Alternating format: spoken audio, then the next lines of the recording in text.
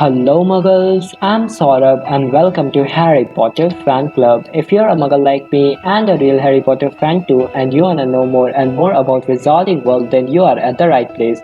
Well, as I have asked in the previous video that if you wanna know what happened after the Battle of Hogwarts then let me know in the comment section below. And you guys just fill the comment section with a great enthusiasm that make a video on this topic. So today I'm here with a video titled What Happened After the Battle of Hogwarts. So without any further delay, let's get started.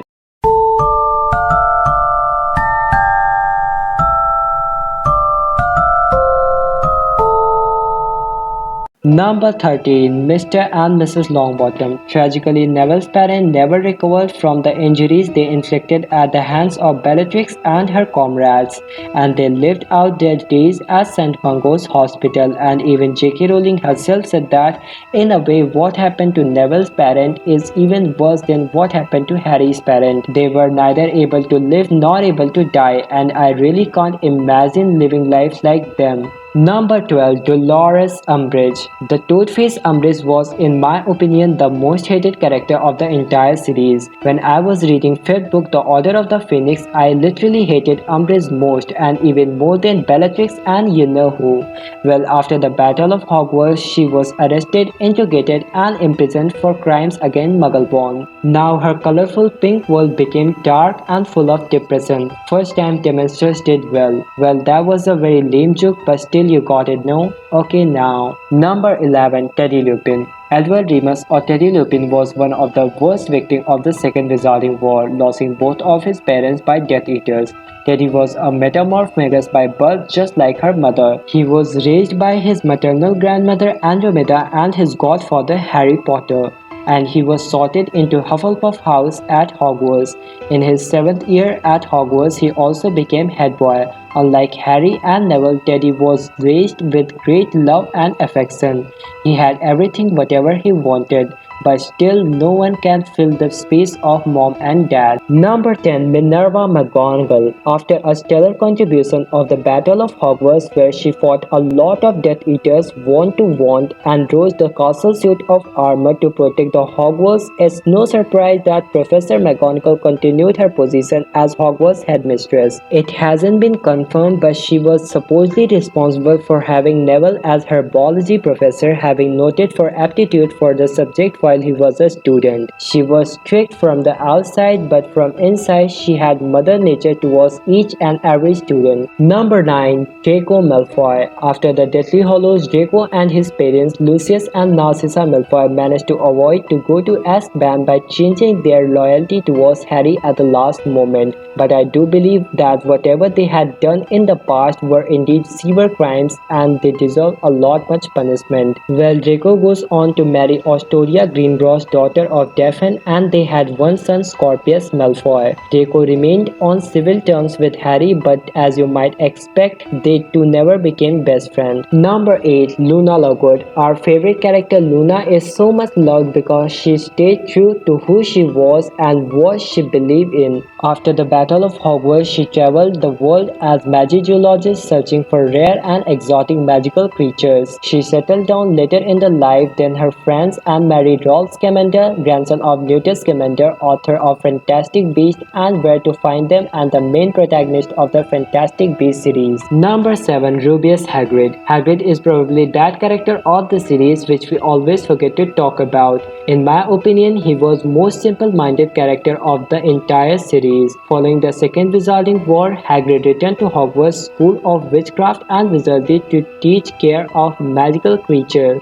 As he did when Harry first arrived at the Hogwarts, Hagrid invited young Albus Potter for tea in his hut. Number 6. George Weasley. George Weasley carried on running Weasley's Wizard Wizards but struggled a lot after losing Fred. He was comforted by his ex-classmate Angelina Johnson and the pair married and had 2 children together named Roxanne. After some time Ron also joined him and then both of them was able to turn shop into huge success but ever since Fred passed away he was never able to conjure a Patronus again. Number 5. Neville Longbottom. We learn in the epilogue that Neville became professor of herbology at Hogwarts. Before this, he had a brief stint working as an Auror at the ministry, but we got impression that Neville was more suited in a quiet life.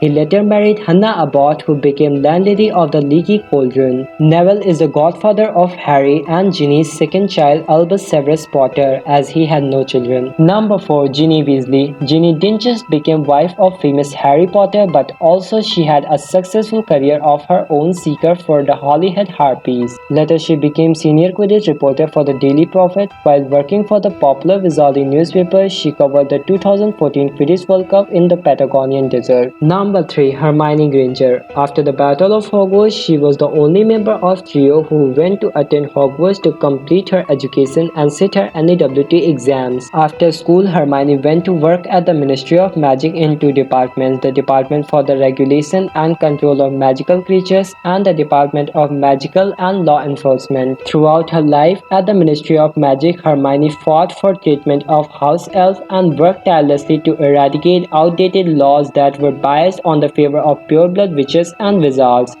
She also became Ministry of Magic after Kingsley Shacklebolt. Number 2. Ron Weasley. Ron too became an Auror for the Ministry of Magic but left some years later to help his brother George Weasley with Weasley's Wizard Wizard's Joke Shop. Ron also obtained a Muggle driving license but placed a Confundus charm on the driving instructor to do so. Ron was the godson of Harry's eldest son James Sirius Potter. In the epilogue, we learn that Ron Weasley married Hermione Granger. Together they had two children, Rose and Hugo Granger Weasley. Now, before going to the number 1, I wanna mention some more characters. So after the Second Wizarding War, Kingsley Shacklebolt became the Ministry of Magic.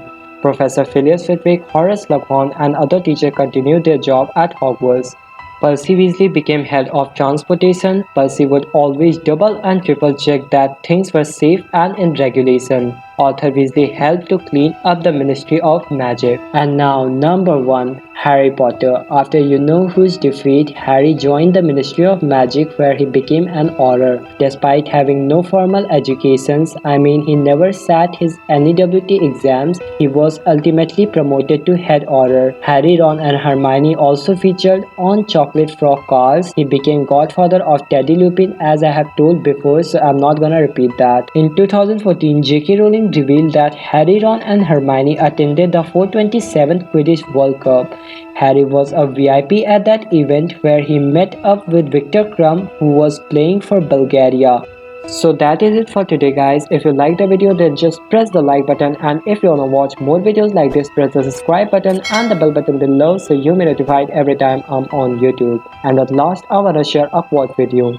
It is our choice that shows what we truly are, far more than our abilities. So by these beautiful lines, I would like to end up my say. Till then, goodbye and have a great day.